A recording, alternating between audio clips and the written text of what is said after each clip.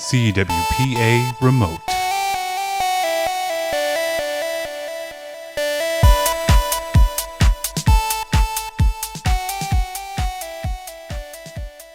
Hi, I'm Ed Hawes, Director of Communications for the Collegiate Water Polo Association, and joining me today is someone who's seen both levels of the CWPA, both varsity and club, has been outside the league, is coming back with Augustana College as the new head water polo coach at Augustana, and for the newest NCAA water polo program, Pryor.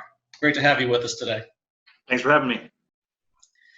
So let's start off with the easy question. Why don't you give us a little of your background, how you got into water polo, and how you got to your current position in Augustana?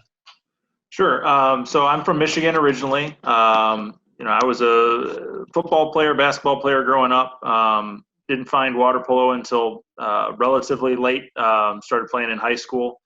My older sister had been a water polo player and a swimmer, and so I gave it a try one summer at a camp and fell in love with it, and went on to play club water polo at the University of Michigan. While I was an undergrad there, started coaching at the high school level my junior and senior year, and really fell in love with coaching. Went on to law school and had kind of expected to become a lawyer and try to carve out some time to coach at the high school level on the side. And when I got to my last semester of law school, I decided that I needed coaching to be a bigger part of my life than just a hobby. So when I graduated, I got right back into coaching high school and at the collegiate club level at University of Michigan. Spent a few years as an assistant coach at Connecticut College. Briefly was an assistant coach at Brown before going to VMI, where I was the head women's water polo coach for the last 6 years. And then just starting up here at Augustana. All right. Well, coming from VMI, while you were there, you had a lot of success at VMI. 89-69 record during those 6 years, but the last 4 seasons, 70-35, and you were 12-1 when COVID shut down the 2020 season. Obviously, VMI is a great program, Division I, but what attracted you to come back to Augustana? It was a number of things. I mean, I think the biggest thing for me is I'm a coach who believes in balance and balance between the athletic and the academic, and that's part of the Division III model in general, but it's particularly true at Augustana. We're top 10 all time in number of academic All-Americans, and it's something that we take pride in, and facilitating the success of our student athletes in the classroom and as athletes. And it's something that every school says. You obviously, everywhere you want your student athletes to be successful in all their endeavors, but it's really happening at a high level at Augustana, and that's one of the big things that attracted me. As I said, I'm from Michigan, so getting back a little closer to home was a personal draw for me. We've got a new pool being built that'll be ready for our first season next summer. So we'll have a great athletic facility, and it's a place where I saw the potential to build a really strong program. The combination of the academic reputation, like I said, the great facility, the location, and the affordability, I thought was a unique combination that would enable us to build a really strong program. As you mentioned, Augustana has a long history of academic success. You've recruited at Connecticut College, another school that had a lot of academics, strong academically. VMI is no slouch either academically. What do you look for in a recruit when you're looking for someone, especially to join a first-year program? Is basically the founders of the program, be the first team that plays there. So what do you look for in those types of athletes? And then how do those athletes get your attention, especially in this kind of COVID abbreviated recruiting season? Right.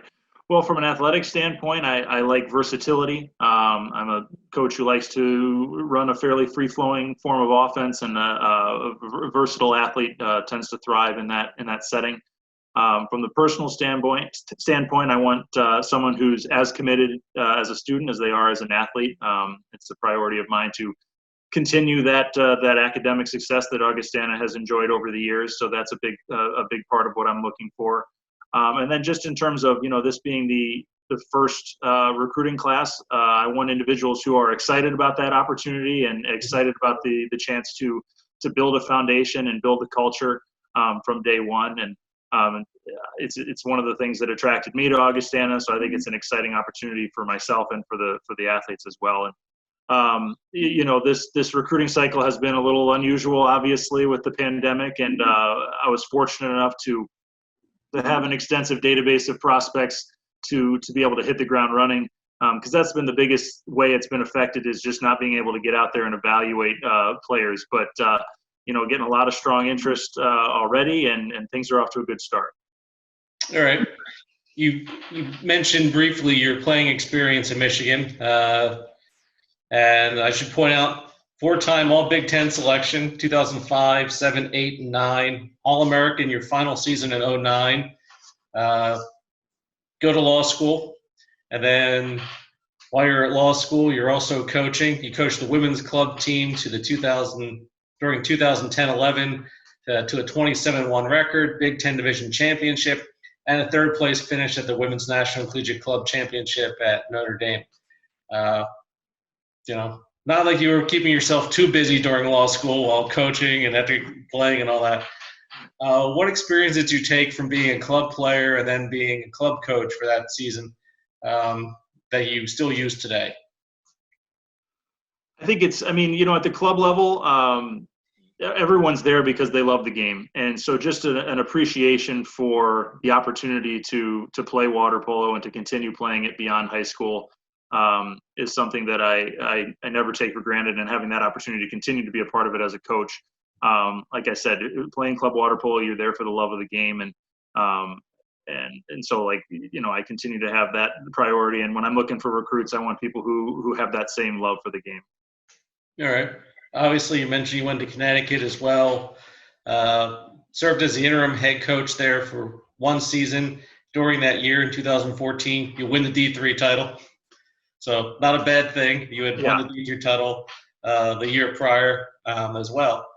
And, what was that experience like at Connecticut College? And then your experience also at Brown, although a brief experience at Brown with Felix Mercado. But what was that experience like as an assistant coach? And did you take anything from those experiences at Connecticut and then also for the brief time at Brown? Yeah, my experience at Connecticut was huge. Getting to work with JJ there, who, of course, played at USC. And so, he was a wealth of knowledge, and I learned a lot in those few years. Most of my experience prior to that had been exclusively in the Midwest. And so just broadening my horizons and my view of the game was a crucial part of my 3 years there. And that continued when I got a chance to work with Felix at Brown. So yeah, definitely took, some things from here and there that continue on to today for sure. All right. Back at Augustana, mentioned brand new pool they're building. I believe that's the Lindbergh Aquatic Center, if I remember correctly from the name. Having seen photos of it, you'd be unique, arguably the best facility for a Division III water polo maybe in the country when it's completed. How do you use that facility to your advantage when you're recruiting, and what would you like potential recruits to know about that facility? I think the biggest thing about the facility is that the way it's set up in terms of its layout is going to be absolutely perfect to maximize our training and our competition. Sometimes you see a new pool that's built and it's not necessarily ideal for facilitating both water polo and swimming, and you might run into some issues. But it's really well set up, which is going to allow obviously the water polo team to thrive, but the swim team as well, which is important as well. So that's the big thing for me is the facility, comes into play, I think, with training more than anything else. Is just the ability to have that flexibility when it comes to scheduling and how you can run your practices. It's going to be big for us. All right. Obviously, for your time after you left Connecticut, this past year, USA Water Polo started the USA Water Polo Division III Championship, something that didn't exist when you were at Connecticut, which you would have qualified for by winning the CWPA D3 title when you were there. What benefit does that have for you, and how do you see that benefiting Augustana's program, having that potential for a national championship? I think it's huge. As you mentioned, we would have qualified a couple of times, and as proud as we were of winning the CWPA D3 championship, it would have been it felt like there should have been a next step, to compete nationally. And so definitely, even though I was at the Division I level for the last 6 years, I was excited to see that taking shape. And now, obviously, having the opportunity to pursue that is going to be big, just for the mindset of the athletes to have, that final goal to shoot for. Not everyone is going to win a national championship, obviously, but just having that ultimate goal is going to be big for the student athletes and for recruiting.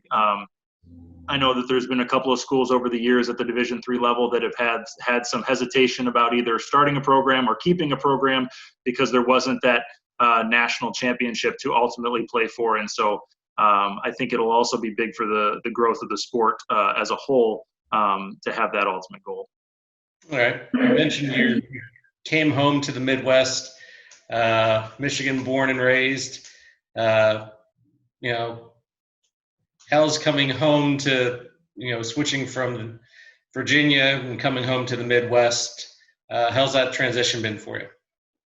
Personally, it's been great. I mean, my family and I, we enjoyed Virginia, but it's definitely been great to be back closer to home. I've got a 3-year-old son, and we have a second on the way in November. So just getting back closer to our families. My wife is from Michigan as well. It's really nice to be near family again. All right. For potential recruits, obviously Chicago isn't that far away. You have a hotbed of water polo in the Chicago area. For potential recruits, what's the best way for them to get a hold of you?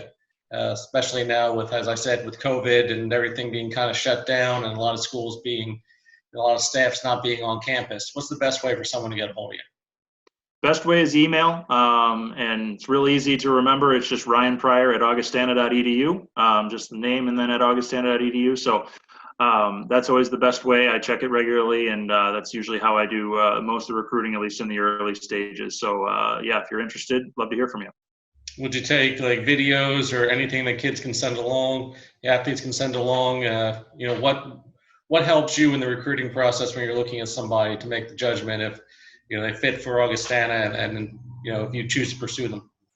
Yeah, video is obviously big, especially in the current landscape with few opportunities, if any, to be able to go out and watch in person. So whether that's game film or a highlight video, either one works for me. And then, one of the first questions I'm always going to ask is for the transcript. So you've got that ready to go. That's helpful, so I can make sure that they're an academic fit as well. Okay. You've been around. Is there any piece of advice you would offer to a coach who's just starting out? Something that you wish you knew when you started out that you know now that would have either changed how you progressed or would have changed the path you would have taken? I don't know if it's anything that I would have changed. It's something that, my advice would just be to be ready to grind it out a little bit early in your career. Full disclosure, I moved from Michigan to Connecticut to take an assistant coaching job that was paying $10,000 a year because I just wanted to be at the NCAA level that much. And 3 years later, I was a Division I head coach, and now, obviously continuing on to Augustana as the head coach. So it definitely, my patience paid off. So sometimes you have to take a step that might not seem ideal in the short term, but if you stay the course, it'll generally work out for you. All right. That seems like a good place to end. Thanks, Coach. I appreciate you being with us today. All right. Thanks for having me.